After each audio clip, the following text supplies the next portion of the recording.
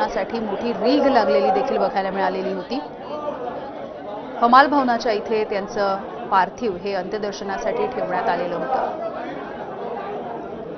तर महात्मा फुले यांचा शेवटचा सत्यशोधक हरपला अशा शब्दामध्ये त्यांच्या जाण्याच्या नंतर वर्णन देखील केलं गेलेलं होतं। गेल्या वर्षी वयाच्या 94व्या वर्षी देखील ते अखेरच्या श्वासापर्यंत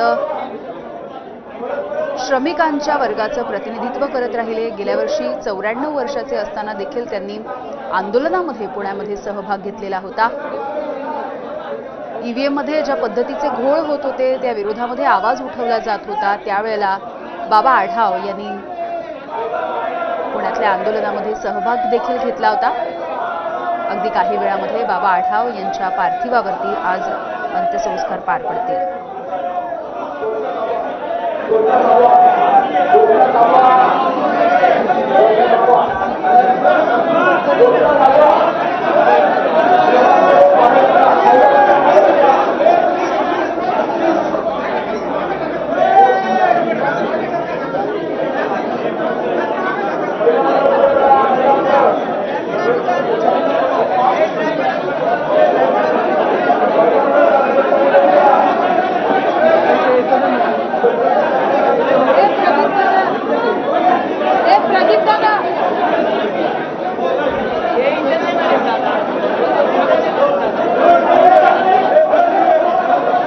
तर बाबा आढाव यांनी आपल्या कारकिर्दीमध्ये अनेक संस्थांची स्थापना केली। हमाल पंचायत, कष्टाची भाकर,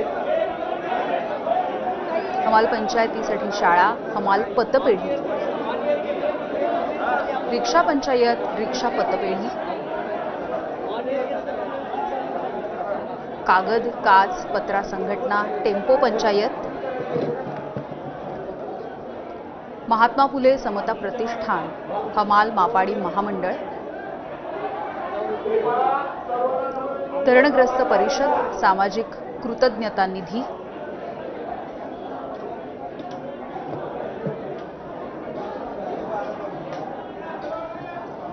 तर महाराष्ट्रामधल्या सामाजिक चळवळीमधील भीष्म पितामह अशा शब्दामध्ये देखील त्यांचं वर्णन आतापर्यंत करण्यात आलेलं आहे।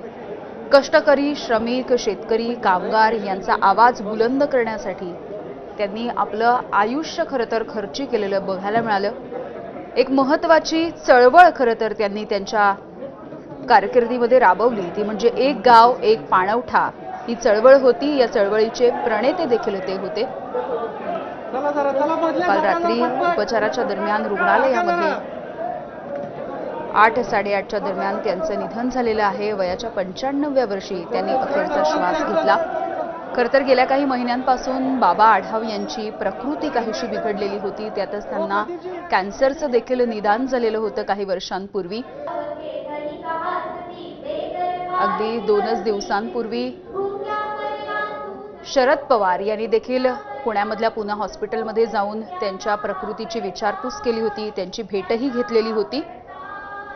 अखेर त्यांच्यावरती उपचार करत असताना काल रात्री 8 वाजण्याच्या सुमारास त्यांची प्राणज्योत मालवली।